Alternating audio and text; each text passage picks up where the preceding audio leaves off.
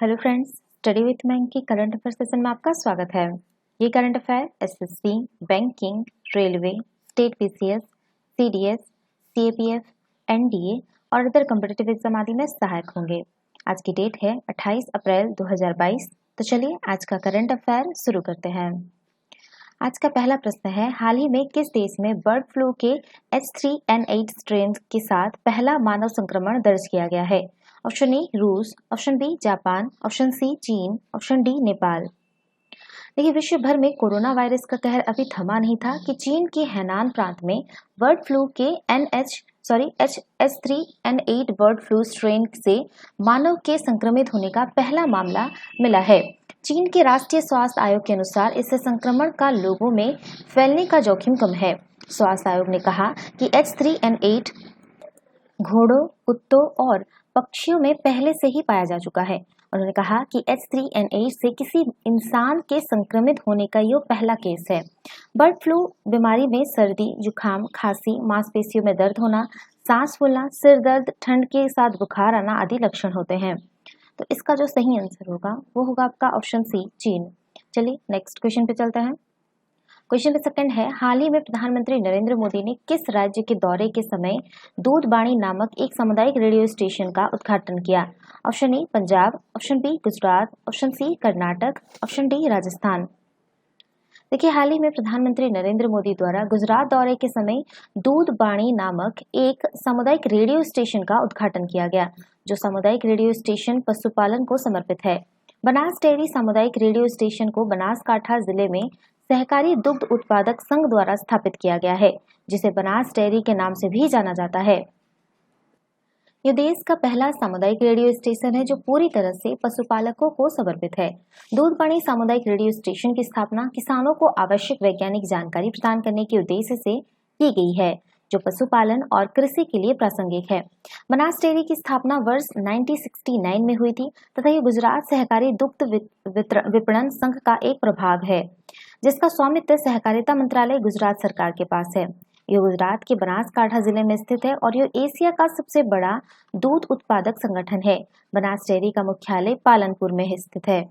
तो इसका जो सही आंसर होगा वो होगा आपका ऑप्शन बी गुजरात। चलिए नेक्स्ट क्वेश्चन पे चलते हैं। क्वेश्चन नंबर थर्ड है, राष्ट्रीय पंचायती राज दिवस निम्न में से किस दिन मनाया जाता है? ऑप्शन ए 10 जनवरी, ऑप्शन बी 12 मार्च, ऑप्शन सी 18 नवंबर, ऑप्शन डी 24 अप्रैल।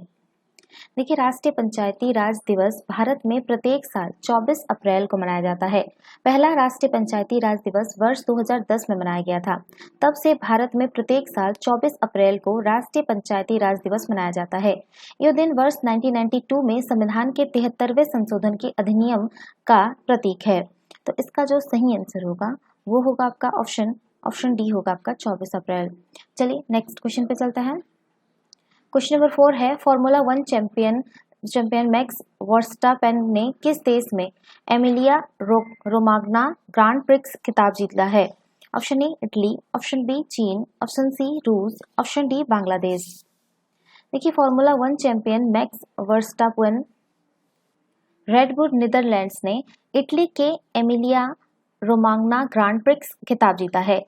यह सऊदी अरब के बाद इस सीजन में वर्स्टेपन की दूसरी जीत थी, जिसमें 2 रिटायरमेंट और उनके करियर की 22वीं जीत शामिल है। Sergio Perez red bull Mexico दूसरे और लैंडो लॉरेंस मैक्लारेन यूके तीसरे स्थान पर रहे। तो इसका जो सही आंसर होगा वो होगा आपका ऑप्शन ए होगा आपका इटली। चलिए नेक्स्ट क्वेश्चन पे चलता है। क्वेश्चन नंबर 5 है, किस देश के आंद्रे रूबलेव ने सर्बिया ओपन टेनिस प्रतियोगिता का सिंगल्स खिताब जीत लिया है? Option A Pakistan, option B रूस, option C France, option D चीन। देखिए, रूस के आंद्रे रूबलेव ने सर्बिया ओपन टेनिस प्रतियोगिता का सिंगल्स खिताब जीत लिया है। उन्होंने बेलग्रेड में सर्बिया के नोवाक जोकोविच को 6-2, 6-7 और 6-0 से हराया। रूबलेव के लिए यह इस सीजन का तीसरा खिताब है। इससे पहले उन्होंने मार्सिला और दुबई टेनिस टूर्नामेंट जीता था। रूबलेव ने 2022 में सर्वाधिक खिताब जीतने की राफेल नडाल के रिकॉर्ड की बराबरी कर ली है। तो इसका जो सही आंसर होगा वो होगा आपका ऑप्शन बी होगा आपका रूस। चलिए नेक्स्ट क्वेश्चन पे चलता है। क्वेश्चन नंबर 6 है, हाल ही में चीन और किस द्वीप के बीच एक सुरक्षा समझौते पर हस्ताक्षर किए गए हैं? ऑप्शन ए सोलोमन द्वीप, ऑप्शन बी कुक द्वीप समूह, ऑप्शन सी कैनरी द्वीप समूह, ऑप्शन डी इनमें से कोई नहीं। देखिए, चीन और सोलोमन द्वीप के बीच एक सुरक्षा समझौते पर हस्ताक्षर किए गए हैं। सोलोमन द्वीप समूह के साथ मौजूदा सहयोग व्यवस्था को बढ़ाने के लिए इस समझौते पर हस्ताक्षर किए गए। सोलोमन द्वीप के प्रधानमंत्री मनसेसे सोगावरे ने कहा कि राष्ट्र में सुरक्षा चिंताओं को सुधारने के लिए इस समझौते पर हस्ताक्षर किए गए हैं। तो इसका जो सही आंसर होगा वो होगा आपका ऑप्शन ए सोलोमन द्वीप। चलिए नेक्स्ट क्वेश्चन पे चलते हैं। क्वेश्चन नंबर 7 है, केंद्र सरकार ने मार्च 2024 तक प्रधानमंत्री भारतीय जन औषधि केंद्रों की संख्या बढ़ाकर कितने हजार करने का लक्ष्य तय किया है? Option A 20,000, option B 30,000, option C 40,000, option D 10,000। देखिए, केंद्र सरकार ने मार्च 2024 तक प्रधानमंत्री भारतीय जन औषधि केंद्रों की संख्या बढ़ाकर 10,000 करने का लक्ष्य तय किया है। रसायन और उर्वरक मंत्रालय ने कहा कि सरकार ने 26 राज्यों और केंद्र शासित प्रदेशों के 3,579 खंड में जन औषधि केंद्र खोलने के लिए आवेदन आमंत्रित किए हैं। योजना के अंतर्गत देश के 739 जिले कवर किए गए हैं और पिछले महीने तक 8,610 जन औषधि केंद्र खोले गए हैं। मंत्रालय ने कहा कि इस योजना में आम लोगों के लगभग 15,000 करोड़ रुपए की बचत हुई है। तो इसका जो सही आंसर होगा वो होगा आपका ऑप्शन डी 10,000। चलिए नेक्स्ट क्वेश्चन पे चलते हैं। क्वेश्चन नंबर 8 है, सरकार आजादी का अमृत महोत्सव के अंतर्गत कब से सभी 8 पूर्वोत्तर राज्यों के में पूर्वोत्तर महोत्सव का आयोजन करेगी? ऑप्शन ए 27 अप्रैल, ऑप्शन बी 28 अप्रैल, ऑप्शन डी 29, ऑप्शन सी 29 अप्रैल, option D 30 April.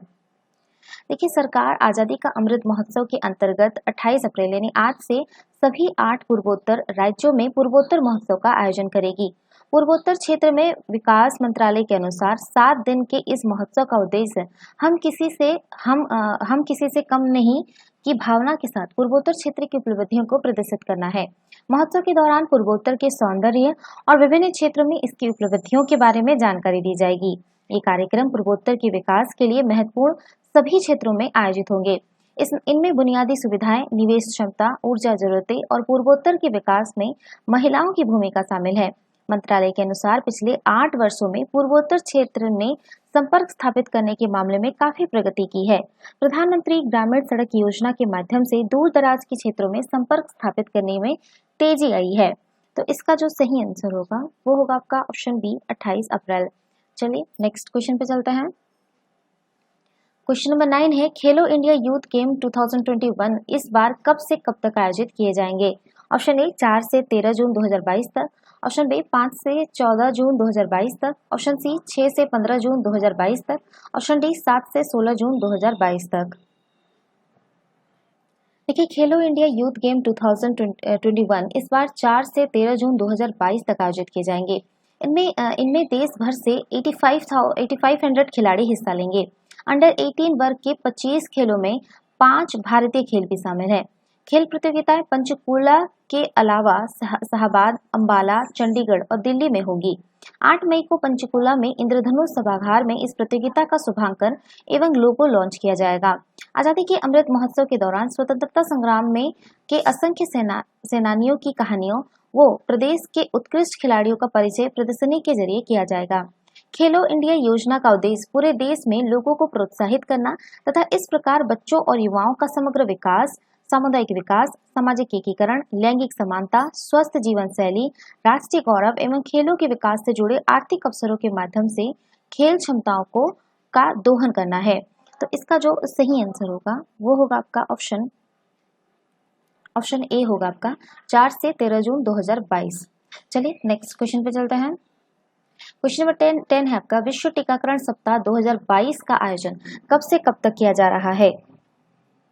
Option A 24 से 29 अप्रैल, ऑप्शन बी 24 से 30 अप्रैल, ऑप्शन सी 25 से 29 अप्रैल और ऑप्शन डी है आपका 25 से 30 अप्रैल।